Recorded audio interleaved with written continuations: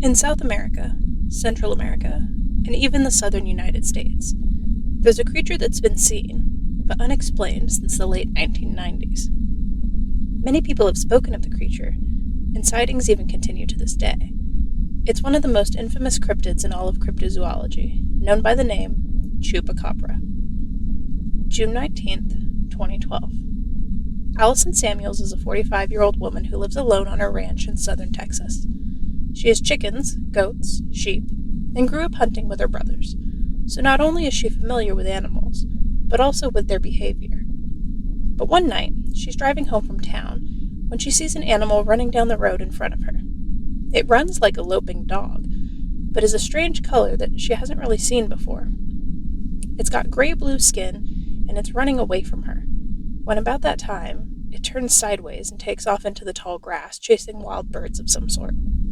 That's when its true shape set her in her mind, and she realized that's not a dog.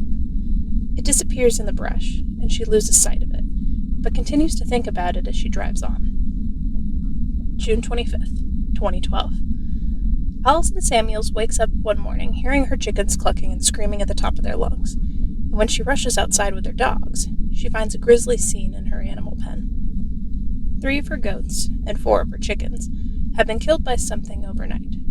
But there's no unexplained animal tracks, no holes dug under the fence of the pen, and most alarming of all, there's no blood. Her animals have seemingly been sucked dry of every drop of blood, and Allison has no idea what kind of creature could manage to sneak in and out of the pen at night, suck the animals dry, and then disappear without leaving a single clue. She calls up her neighbors, asking if they've ever had this happen before, and 3 of them tell her within the last week they've all lost animals in the same morbid way. Confused and concerned for her remaining animals, she sets up video monitors on all her enclosures, and over the next few days, she catches the following images. A pair of what she realized were no identifiable animals were attacking and consuming her animals, but how she had no idea. One of them was reaching through the fencing on the top of the chicken coop, and how that was possible completely confused her. Seeing the photos were something unexplainable, she emailed the cryptozoologist to get their opinion and sent them her photos to go along with the email. She received the following email back from the zoologist in question, along with his phone number, for if she caught any more evidence, he wanted her to send it to him right away. The email said this: Dear Mrs. Samuels, I believe what you have experienced may be the unfortunate results of a cryptid I affectionately know as the Chupacabra. Unlike folklore, passed down through oral traditions for centuries, the Chupacabra was so much born in Puerto Rico in March of 1995. After several livestock were found dead and drained of blood through small puncture wounds, a witness named Madeline Tolentino claimed to see the culprit. Her description was a bipedal alien-like creature with spikes on his back and large red eyes. It matched the creature from a sci-fi movie known as Species, which had just been released. But this alien-like version became the first iteration of the legend. And as the legend spread through Puerto Rico to Mexico and the southern United States in the early 2000s, the creature's appearance changed drastically. It transformed from a bipedal lizard-like alien to a 4-legged hairless canine. The reality is, scientists eventually have linked these blue dogs to sightings of wild coyotes and raccoons suffering from a severe sarcoptic mange. Folklore, however, is that even though the cause was biological, the cultural narrative has remained a blood-sucking predator that defies the laws of nature, and no one can actually explain what's targeting the animals.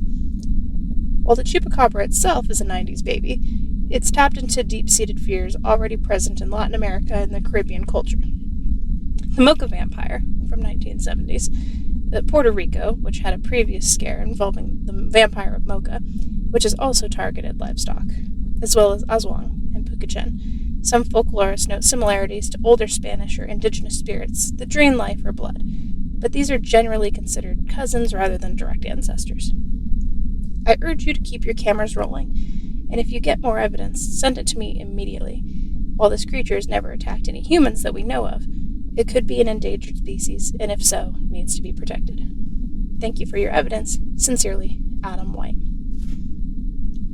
Allison was appalled by what she'd read. She wasn't entirely sure what she should do or how she felt about it, but she knew one thing. This thing was killing her animals, and that needed to stop. So, she did as she'd been advised to do. She kept her cameras rolling, and she even buffed up plenty of her pens. Extra barbed wire, steel enclosures. She was trying to keep whatever was after her animals out. How well it actually worked was a different story. But eventually the sightings and images she was capturing did become fewer and farther between. But something, somewhere, in southern Texas, is a creature targeting livestock at night, draining them of blood, and disappearing into the night. No one knows where it came from, but it's as creepy as any other cryptid legend. But if you want to hear a story that's really scary, check out Case File 002, called The Shadow Man. Now that's an entity you really don't want to meet alone in the dark.